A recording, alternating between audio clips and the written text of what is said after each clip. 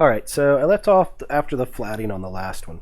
So when you start painting or thinking about painting, there are different ways to think about it, and we'll talk about some differences on characters, because this is for animation, so we have to think about what's our style of animation.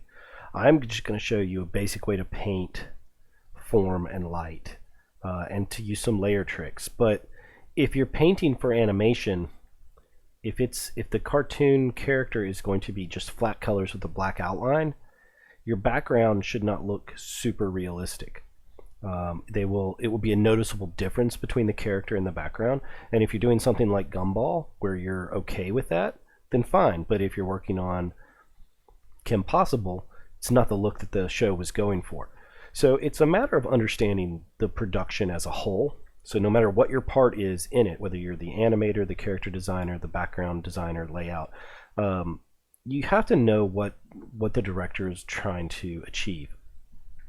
So again, this is just to learn some basic Photoshop painting, and we'll deal with some characters later and look at some different ways to deal with line art.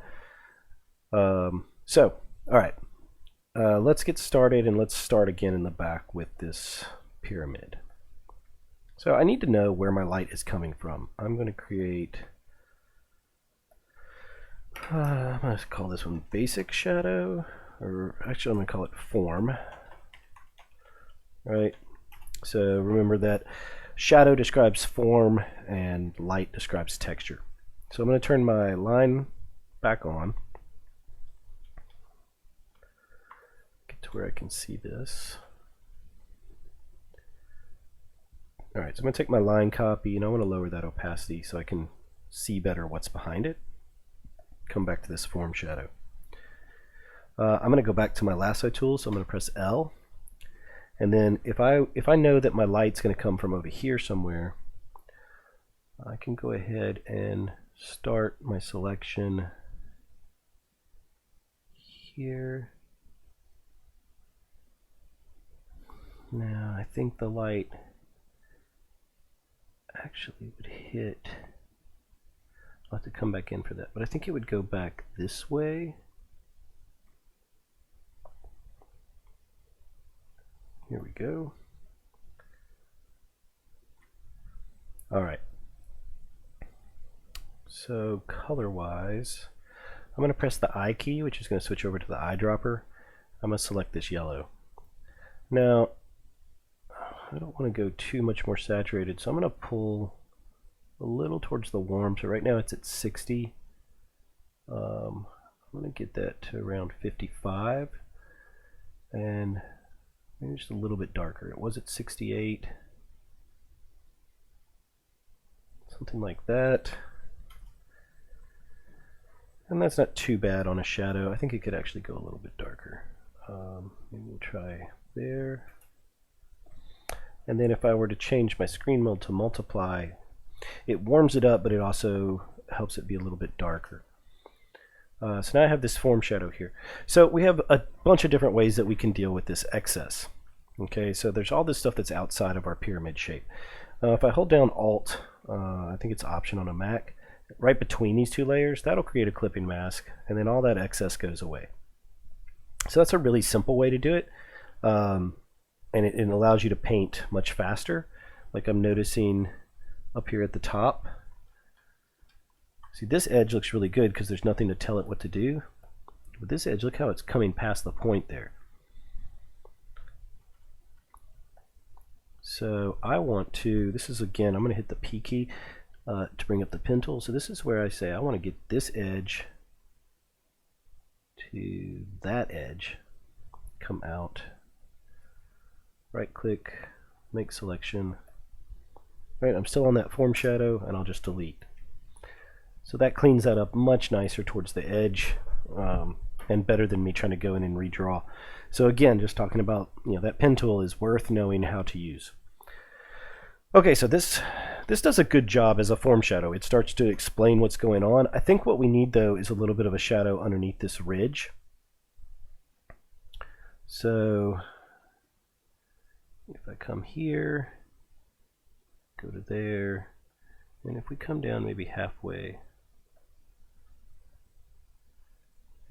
make selection, say OK. I haven't changed colors, so I can go ahead and fill that in. It all merges together. Looks like I was a little bit off there. Doesn't take much, and you can tell it. Okay, so I'll get there. That should hopefully be okay. Right click, make selection, fill that in. That feels better. Okay, so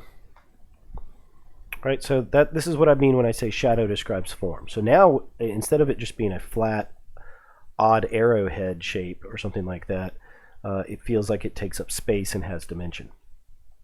So shadow should be there to create form first. If you start thinking about the light too much, you could light it oddly and worry about texture, but if your forms don't read well, it doesn't matter about anything else. Okay, so we've got that one in. Let's go deal with this oblong thing. Okay, so here it's a little bit more difficult because it's rounded shape, but not a complete sphere, and I do still have this indentation that's kind of cut through it. So if the light source, let's go ahead and give ourselves a direction for that. We'll go here, get a brush.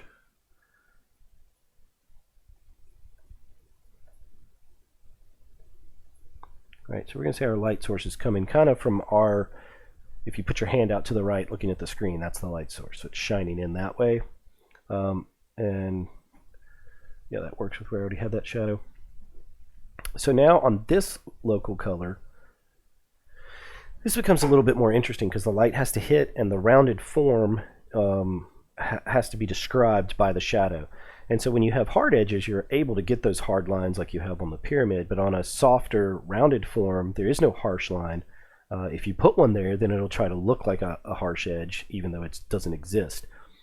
So we're going to have to paint a little bit softer. All right, so how do we paint soft? Well, I'm on the brush already, so I'm going to right click inside there and it's going to bring up our brushes. This is another time-saving thing. Instead of clicking over here, whoops, brush palette, sorry. Instead of clicking there and bringing that up and having to go through them, if you're out on the brush tool, you just right click and it'll bring all of these up. So the first thing I want to say is brushes don't matter. What brushes you use don't really have that big of an effect. However, having brushes can be extremely beneficial and efficient. So this sketch pressure one I made myself, and we're going to talk about making brushes next week. So I'm just going to go with the basic general brushes that come with this right now. So I'm going to get to a soft pressure round opacity. So it's a complete circle. Its hardness is set to 0, right, which is what makes it soft on the edges. And right now it's set to 10 pixels. So say okay. So you can see that's fairly small. So if I started to paint with this, let me get that blue. Press B to go back to the brush. And we're going to do the same thing here. I do want to try and get a little more towards the warm, I guess. No, I want to go towards the violet to get just a little bit darker and a little bit darker here. So you can see that that's showing up fairly well, and then we'll see what multiply does to it. That actually works pretty good. This is where you do it a couple times and test it. So I'm going to grab my lasso. I thought I was going to grab my lasso. There we go. Delete that real fast. All right, so now back to this brush. So I'm feeling like, I accidentally hit that. By the way, I'm using the left and right bracket keys to go up and down in brush size. And I can show you more about that if you're having trouble with them. I actually went in and programmed mine to, actually that's on my Wacom, and we're not going to worry about programming the Wacom, so I'm not going to worry about that. So anyway, what I'm doing is I'm going large here, but I want to go small to describe something. So if light is hitting here, per se, these are the edges here that are kind of where the form starts turning away from the light. Like light can't reach over to this side. And so that is actually called the form shadow, or the core shadow.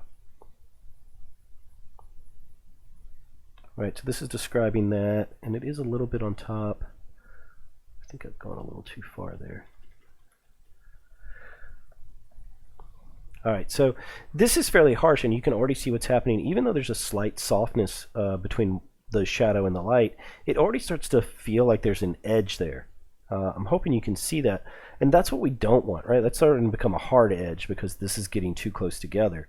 If this is a round form, the planes of that form are going to change slightly as they get away from the light source. And so it's going to be a much more gradual transition from the light to shadow. So that's okay. I'm going to continue to paint even more of this in now, because on a softer form like this, I would rather switch over to my eraser, which is down here, and then on the eraser, right click again and choose the same brush. Okay, and my opacity is already set at 55. I'm going to lower that down just a little bit more. Okay, and I'm trying to erase out. My computer's going crazy.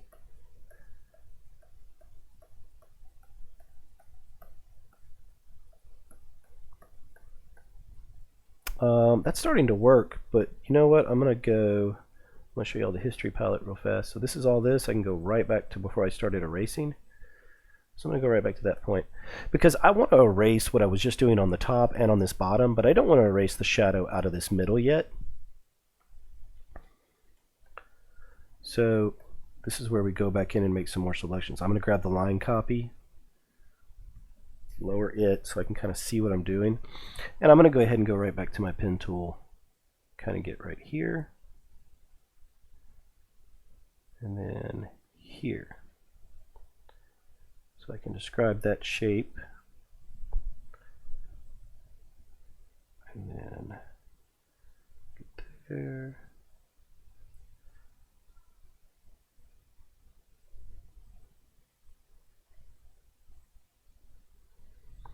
Alright, right click, make selection.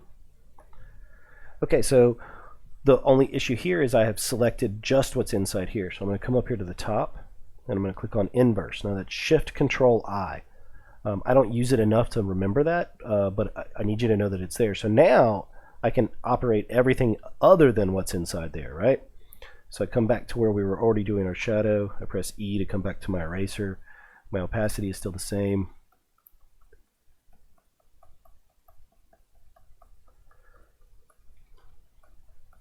Now I'm just going a little bit smaller because I'm liking the edge that's over there.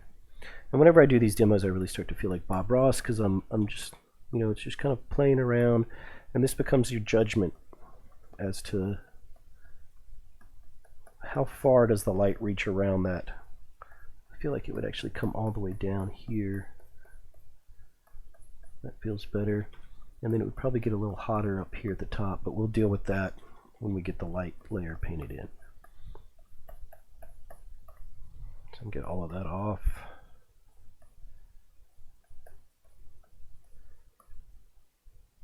Alright, so I'm going to hold down Alt and put a clipping mask there again so that it stays there. And now we can turn this line off, and I'll hit deselect. I don't want to hit deselect right now. I want to come up here and save that selection. So it's going to create a new channel. I'm going to call it outside oblong, and say OK. Alright, so what it does is it puts it in the channel path. It puts it over here. For our purposes, though, you just need to know that when I hit Control D to deselect, I don't have to go back in and grab the path tool or the pen tool to make that selection again. I can just say select, load selection, and then find what we named it, say OK, and it brings that selection right back, and I can start painting. I am noticing now, though, I missed that edge, but I'm not going to worry about it. It's just a demo, so I shouldn't get too perfectionist on it. But alright, so hopefully you can see that now this feels like it goes from light to shadow, and the form is described a lot better. It's much softer, and it doesn't feel like there's an edge there. It feels like it's a smooth transition. Okay, let's move over to our local color of our sphere. Don't really need to turn the line on for that. So let's say form shadow sphere.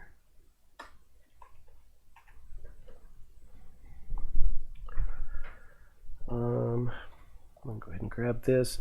I'm just going to do the same thing. I don't mind going a little bit warmer. I don't know why this isn't 339.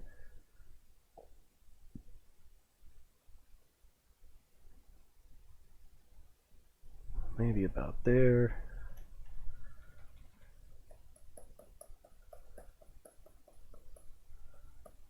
It feels fairly good. I'll go ahead and take that down to multiply. Yeah, I think that's working pretty good. So you can tell my preference when I'm dealing with things that are smooth is I would prefer to paint my entire shadow over the shape and then erase out where it's not going to be or where the light is going to be. I can just get a better result that way. So I'm going to switch over to my eraser again.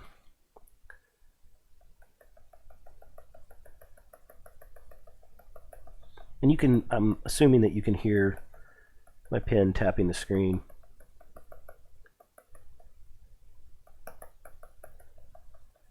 And that feels pretty good. Alright, and then Alt to make that clipping mask right there. And that's all kind of cleaned up and looking pretty good. So we've got our shadows in. Where are we at? Holy cow, 16 minutes already. Let's go through and do some reverse now. I'm going to make that a clipping mask again. I'm going to call this light. Well, I guess my fingers hit the keyboard, right? Light, base. All right, so now this becomes interesting. You know, when we come back to this, I need to have that warm yellow light over that reddish color. I don't really want to mentally figure out what that's going to be. Instead, I'm going to find this like bright light, and this time I'm doing the reverse. So I'm starting to paint the light in, and then I'll get a little smaller and get brighter and more to the edge. And a little bit smaller. There we go. And now I'm going to play with the blending modes down here. So lighten isn't too bad. Screen looks pretty nice. Color dodge I really like. Linear dodge isn't bad. Overlays interesting. Hard light does too much. That doesn't look too bad either, the vivid light. And that's where you just play around with these blending modes once I've painted it in there. I kind of feel like the color temperature of that yellow is showing more here with screen. The color dodge feels a lot better. That's linear dodge. Yeah, I'm liking that color dodge. It feels like the red's coming out. Okay, so I was just trying to up my brush size, and I need y'all to look way over here to the panel. So for some reason Photoshop started doing this, like once you select it, it still stays highlighted. When it's blue like that, I can press up or down on my arrow keys to cycle through the blending modes, but it's not letting me paint over here until I actually click once. So what you want to do is get in the habit of choosing that and hitting enter. But now I can paint a little bit more light in here.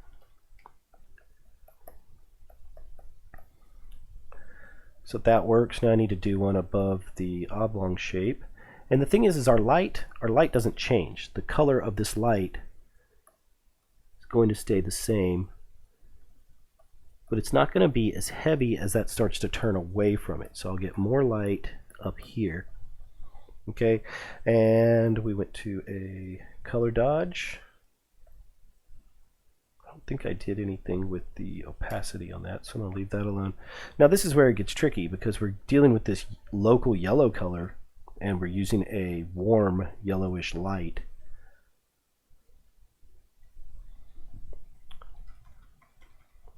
So I'm going to try and paint some of that in. No, so it's bleeding over the edge, and I'm definitely not liking that. I'm just going to select all, backspace to delete, and then deselect that selection. So this time I'm going to do a trick. So, what is it on the Mac? I think it's Option, but if I hold down Control on the PC, do you see how that cursor changes? As long as I'm over the thumbnail, which is this little image, you get the marching ants. So it's going to select everything in that layer, so I get the marching ants there. And since we want the light side, we just do that trick again and say select inverse. So now when I'm painting the light in my light layer, it won't spill over to that shadow side. So I like that. That feels pretty good. And then this becomes a color dodge. Alright, so you can see that light's actually working out pretty well. I'll get a little bit more up here. Might have to get in and clean up that edge later. But that's looking pretty good. Got a little hot on that last hit, but that's okay.